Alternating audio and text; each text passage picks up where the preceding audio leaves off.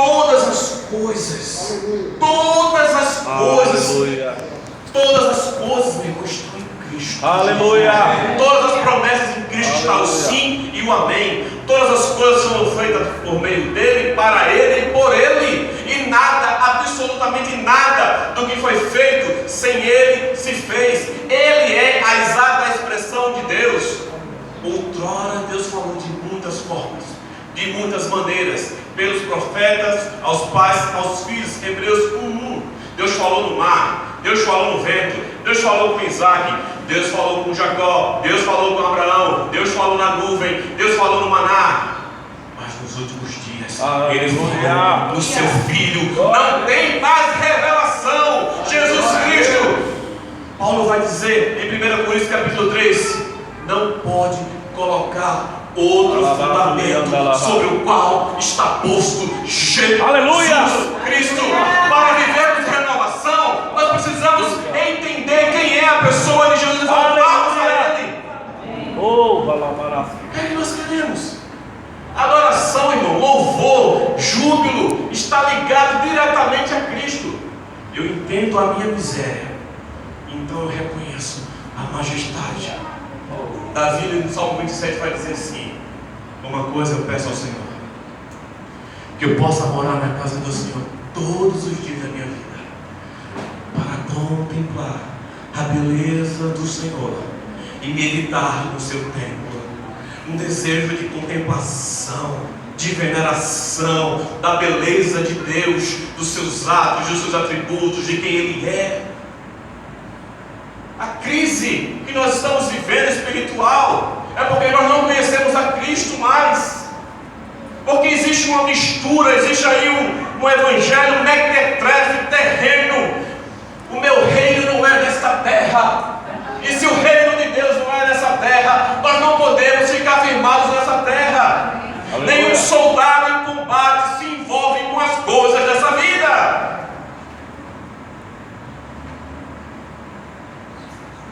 Colossenses 3 diz: se morreste com Cristo, buscai as coisas que são de cima. Pensai nas coisas que são do alto, aonde Cristo vive e está sentado. Porque a vossa vida está oculta juntamente com Cristo em Deus nas regiões celestiais. Ele nos tirou do império das trevas e nos transportou para o reino do Filho do seu amor. Meu irmão, isso é uma posição celestial em Cristo. Nós somos realocados. Ele nos tirou de uma condição de pecado. Ele quebrou a sentença do pecado e nos coloca assentado nas regiões celestiais. Você está seguro em Cristo, meu irmão. Nós estamos seguros em Cristo. E aí nós podemos cantar, nós podemos jubilar, nós podemos exultar. 1 Pedro capítulo 1, verso 3, Pedro vai dizer assim: bendito o Deus e Pai de nosso Senhor Jesus Cristo, que segundo as suas muitas misericórdias nos regenerou para uma viva esperança mediante a ressurreição de Jesus Cristo dentre os mortos. Bendito seja Deus, que por meio de Jesus colocou uma viva esperança. Isso fala de renovação, porque Efésios 12 vai dizer que nós estávamos mortos em delitos sem pecado. Ele nos deu vida, estando vós mortos nos vossos delitos sem pecados, nos quais andaste outrora segundo o curso desse mundo, segundo o príncipe da potestade do ar, segundo os filhos da desobediência. E éramos por natureza filhos da ira, fazendo a vontade da carne e dos pensamentos. Nós estávamos separados de Deus. Nós tínhamos Satanás como nosso pai. Porque pior do que ser um crente ou uma pessoa possuída por Satanás é ser filho dele. Porque aquele que está debaixo da sentença está separado de Cristo. E aí eu quero trazer algumas razões para nós celebrarmos, para chegarmos na renovação. Porque para sermos renovados nós temos que ter um processo.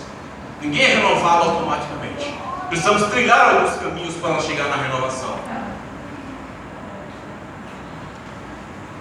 Versículo 15: o Senhor afastou as sentenças que eram contra ti, amém? Amém. Abra sua Bíblia em Gálatas capítulo 3. O Senhor quebrou as sentenças que era contra ti. Louvado seja o nome do Senhor.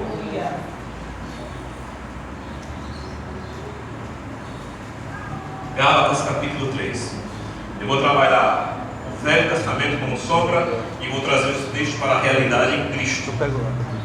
Segura aqui, Vinho. Gálatas capítulo 3. Vamos ver que sentenças são essas. Todos, versículo 10.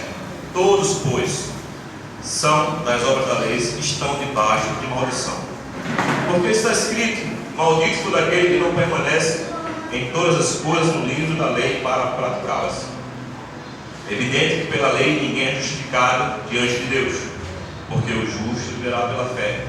Ora, a lei não procede de fé, mas aquele que observar os preceitos, por eles viverá. Observe o versículo 13. Cristo nos resgatou da maldição da lei, fazendo-se ele próprio maldição em nosso lugar. Porque está escrito: maldito todo aquele que for pendurado no madeiro, para que a bênção de Abraão chegasse aos gentios em Jesus Cristo, a fim de que recebessem pela fé o Espírito prometido. A pergunta é: que maldição é essa? Cristo nos resgatou da maldição da lei. Que maldição é essa, queridos irmãos? A maldição é, no versículo 10: todos quantos, pois, são das obras da lei, estão debaixo da maldição. Porque o homem não podia cumprir a lei. A maldição estava estabelecida porque esse homem, ele não podia cumprir com essa lei. Logo, o homem não podendo cumprir com a lei, ele era maldito. E ninguém podia cumprir a lei. Ninguém, homem nenhum. Ele não podia, porque a lei estava contra ele. A lei tem dois aspectos. O primeiro aspecto da lei: revelar a nossa desgraça, revelar o nosso pecado.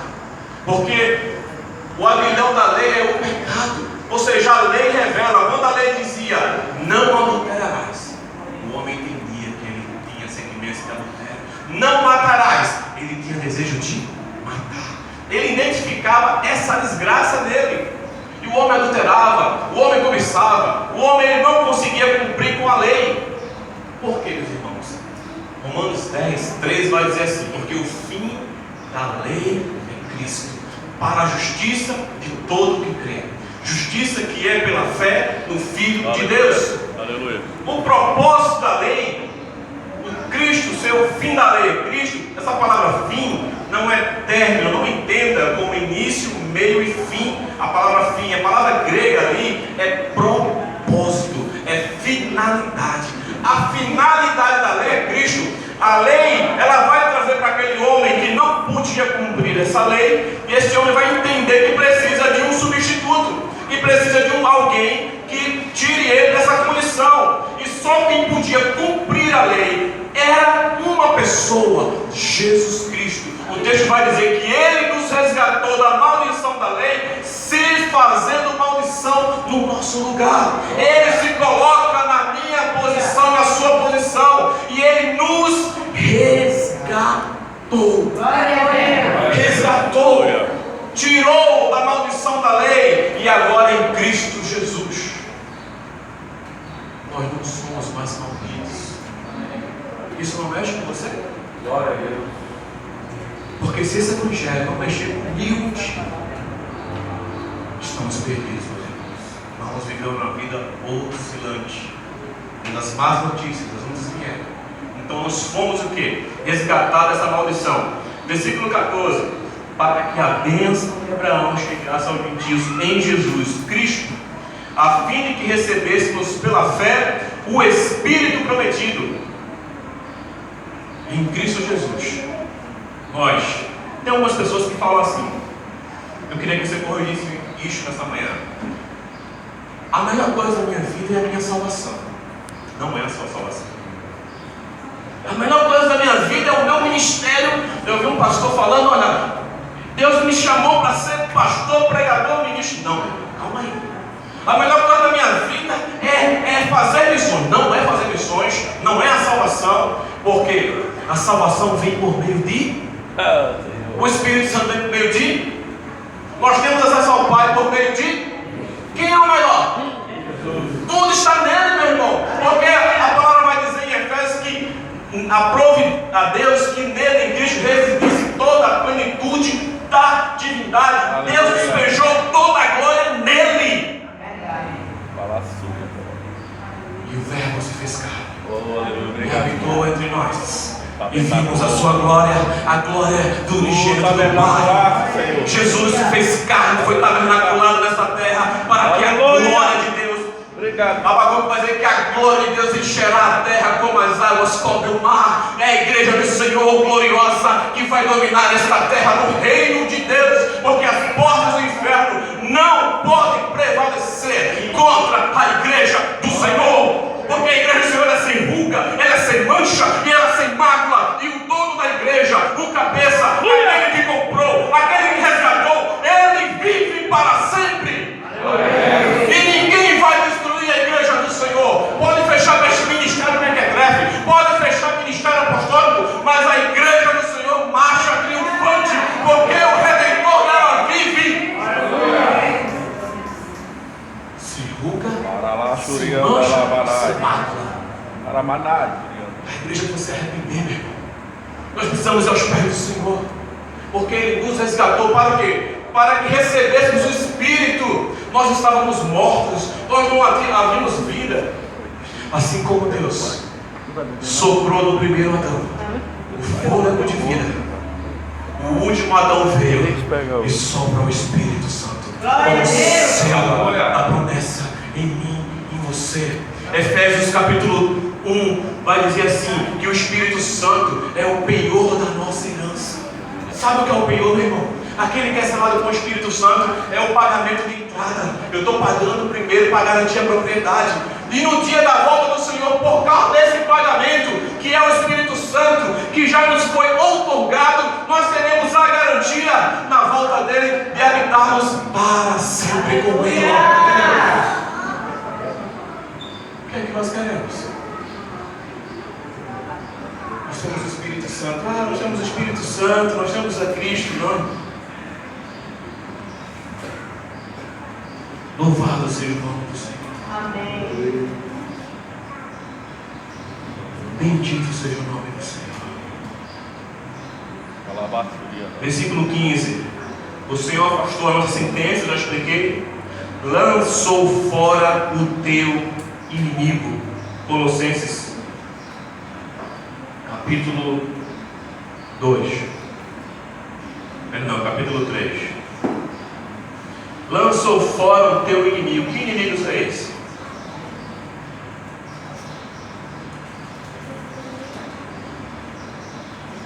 Perdão, é capítulo 1. Perdão, 2. A minha Bíblia está em decomposição. Então, está aqui o capítulo 2. Eu não consigo largar a Bíblia. Tem que trocar de Bíblia. 10 anos essa Bíblia tem. Está toda mapeada. Não consigo trocar de Bíblia ainda, mas tenho que me converter. Em 2016 eu comprar uma coisa. Eu tenho já a Bíblia. Nós vamos lá. O nosso inimigo. Versículo 14 do capítulo 2. Tendo cancelado o espírito de vida que era contra nós e constava de ordenanças, os quais não era prejudicial, removeu inteiramente, encravando na cruz. Glória a Deus! Glória a Deus! Na punição romana havia uma cédula. Isso aqui não é dinheiro, tá? Já vi alguns irmãos pregando que cédula é dinheiro. Isso não é dinheiro. Cédula é um documento. Nós éramos, a pessoa que era presa, ela tinha essa cédula, esse documento com todos os delitos dessa pessoa. Ali estava escrito tudo o que você fez, listado: adúltero, ladrão, bandido, homicídio, assassino. Estava lá a lista toda de todos os seus delitos. Roma registrava um por um. E essa cédula, esse escrito de dívida tinha que ser pago. Mas como eu poderia pagar uma coisa que eu estava em condenação? Paulo, quando escreve aos Colossenses, eles estavam entendendo o que Paulo estava dizendo. Que essa cédula, que esse documento que constava em ordenanças para nós, contra nós, ele está dizendo que Jesus pegou esse documento e cancelou. Aleluia, obrigado. Em Gálatas, ele resgata. Em Colossenses, ele cancela. Aleluia. Ele cancela. Mas ele não só apenas cancela, ele encrava na cruz. Porque a cruz de Cristo, a cruz do Senhor, é a afirmação, é a obra do Senhor. Vergonha, a nudez, o sofrimento de Cristo, a exposição de Cristo. Mas ele pega essa cédula, ele pega esse meu e teu documento. E esse documento, alguns estudiosos falam que ficava no umbral do prisioneiro. Estava lá preso, quando chegava na sua prisão, alguns falam que era na casa da pessoa, e ficava lá. Todo mundo que chegava tinha visão: olha, esse aqui é o assassino, esse aqui é isso, isso e isso. Jesus, ele tira você da condenação, cancela esse documento e tira você de dentro da prisão, porque nós estávamos presos em nossos delitos e pecados. Nós estávamos dentro da prisão do pecado, nós estávamos amarrados, nós estávamos presos, amarrados. Mas Jesus vem e tira você de dentro da prisão e se coloca dentro da prisão para que Ele morra no meu e no teu lugar. Amém. A Bíblia diz que o amor de Deus nos constrange, porque Jesus nos amou quando nós éramos ainda pecadores, o justo pelo injusto, o santo pelo profano. Então, em Cristo, meus irmãos, diz o texto no versículo 15: e despojando os principais e potestades publicamente, os expôs ao desprezo, triunfando neles na cruz. Quando se vencia um inimigo em Roma, e aquele inimigo era muito forte, havia uma questão pública, eles saíam em praça pública, pelas ruas, eles saíam e pegavam aquele inimigo, colocava num carro, num cavalo, e saía cantando a vitória sobre aquele inimigo. O que Paulo está dizendo é que Jesus, quando vence os principais e potestades, quando ele vence Satanás na cruz, é como se ele tivesse ido a uma praça pública para dar testemunho da sua vitória, meu irmão. Amém. E muitas vezes a igreja do Senhor não tem se renovado nesta verdade. Nós precisamos voltar ao Senhor.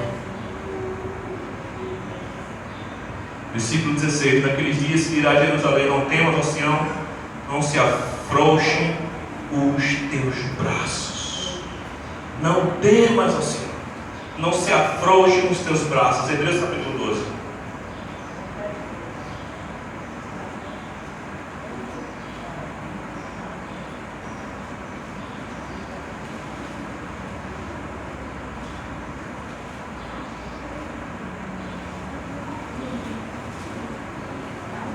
Hebreus capítulo 12, versículo 12: por isso, restabelecei as mãos descaídas e os joelhos trôpegos, e fazei caminhos retos para os vossos pés, para que não se extravie o que é manco, antes sejam curados. O Senhor quer que restabeleçamos as nossas mãos descaídas. Existe muita gente prostrada, muita gente fraca, muita gente triste, deprimida, um número de crentes, irmãos com depressão, um número de crises existenciais, um número de pecado, um número de situações que tem assolado a vida de muitos santos. Mas a palavra de ordem é que restabelecer as mãos descaídas e os joelhos trôpegos, porque para que o que é manco, aquele que está com deficiência, manquejando na alma, no corpo, no espírito, não se extravie, antes seja o quê? Curado. A vontade de Deus é uma vontade de restauração. Levanta as tuas mãos espirituais, levanta os teus joelhos espirituais, mesmo que você esteja com algum sinal de fraqueza, mesmo que você esteja manquejando, andando, Senhor, não estou aguentando mais, porque a imagem aqui é de um atleta que estava correndo uma meta para cumprir, e de repente ele começa a cansar na caminhada, ele começa a sentir cansado na caminhada, e diz que ele vai descaindo as mãos e os seus joelhos vão ficando bambos e ele vai cair, parece que ele vai cair e ele vai manquejando e parece que não tem mais jeito, mas a palavra diz: restabeleça, levante as suas mãos, porque o que é manco não se perca. O Senhor não quer que você e eu nos percamos, mas que nós sejamos o quê? Curados, restaurados, meu irmão. E essa cura não é uma cura física, é a cura da sua alma, é a cura do pecado que tem assolado a igreja do Senhor, é a culpa, é a cura daquilo que tem prendido. Porque no início, no versículo 1 do capítulo 12, veja aí: portanto, também nós, visto que temos a rodear-nos tão grande número de testemunhas, desembaraçando-nos de todo o peso e do pecado que tenazmente nos assedia, corramos com perseverança a carreira que nos está proposta.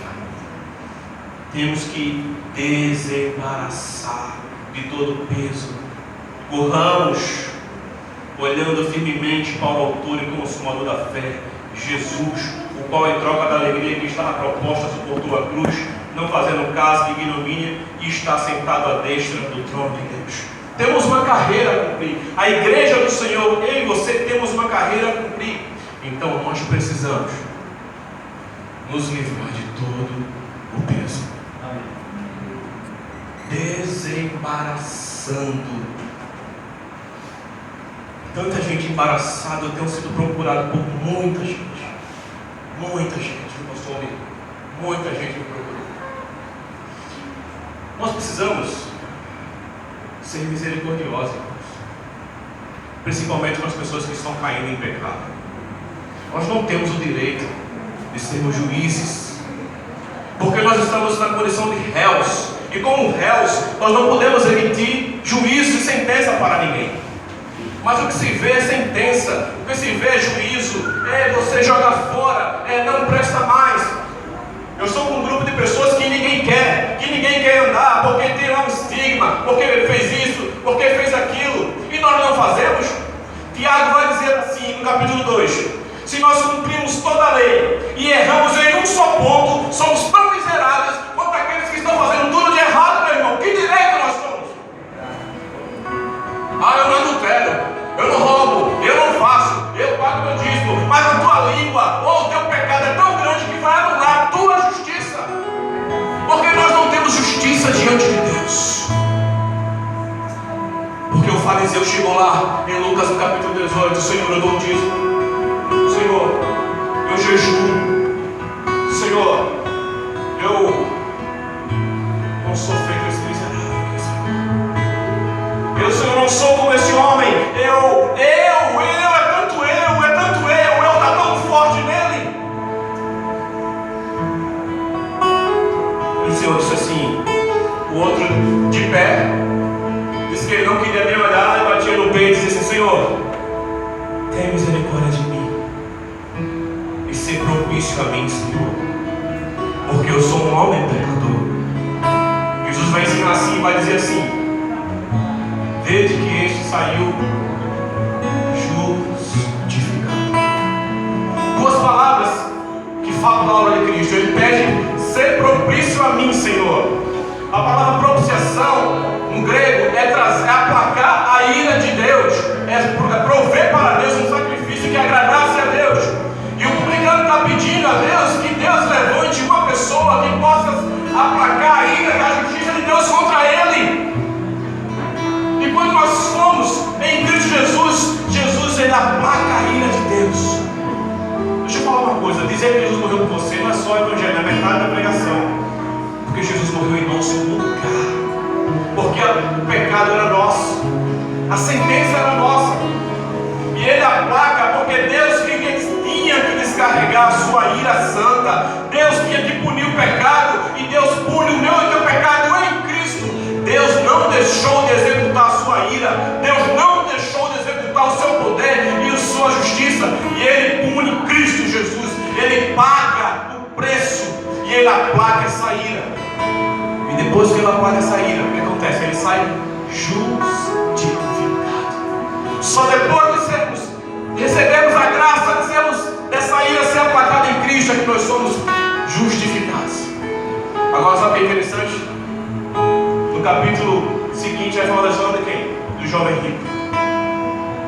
fariseu, doutor da lei. Senhor, bom mestre, por que tu me chamas de bom? Senhor, como eu faço para herdar a vida eterna?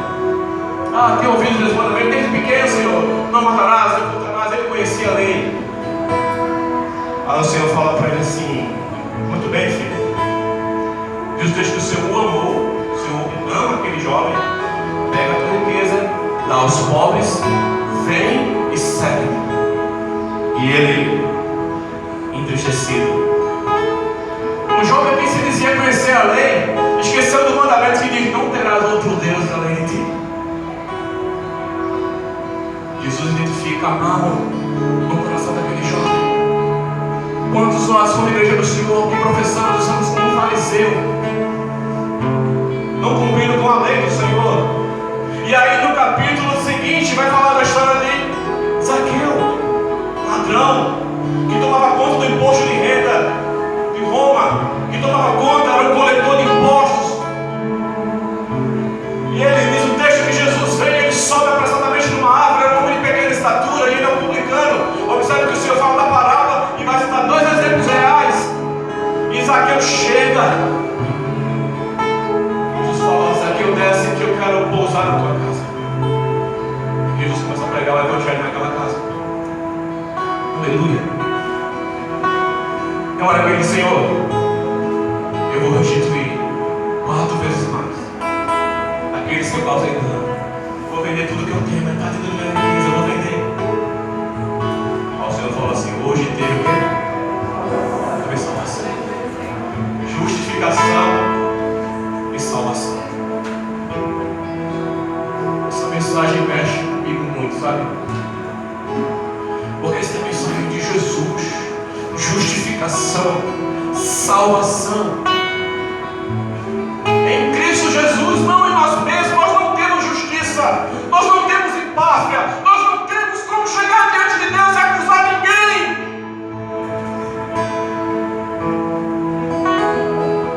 Faça uma sondagem em você mesmo.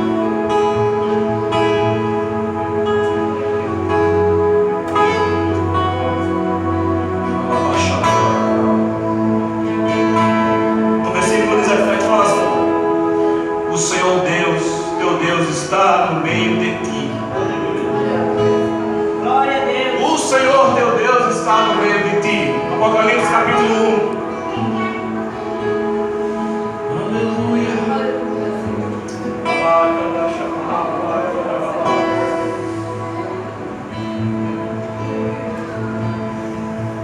O Senhor está no meio de ti. Vamos ver isso.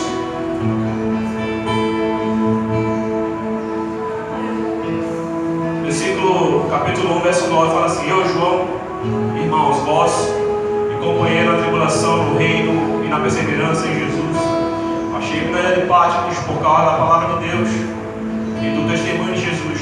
Achei-me espírito no dia do Senhor, e ouvi por detrás de mim grande voz como de trombeta, dizendo: o que vês, escreve em livro e manda as 7 igrejas: Éfeso, Esmirna, Pérgamo, Tiatira, Sardes, Filadélfia e Laodiceia. Versículo 12. Voltei-me para ver quem fala comigo, e voltando vi 7 candeeiros de ouro.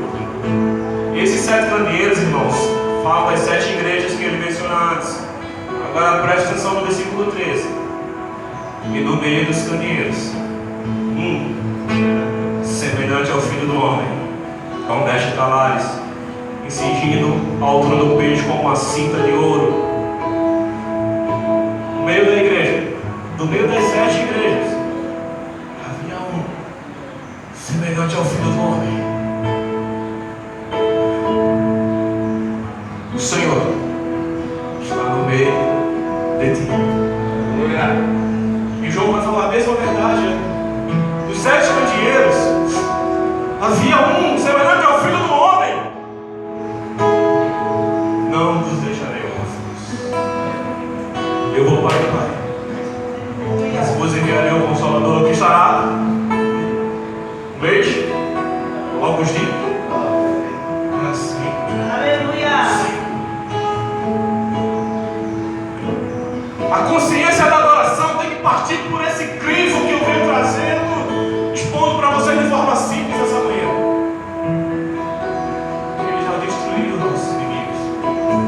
já afastou as nossas empresas. Que Ele, o Senhor, está no meio de nós. Como igreja, como o Senhor governante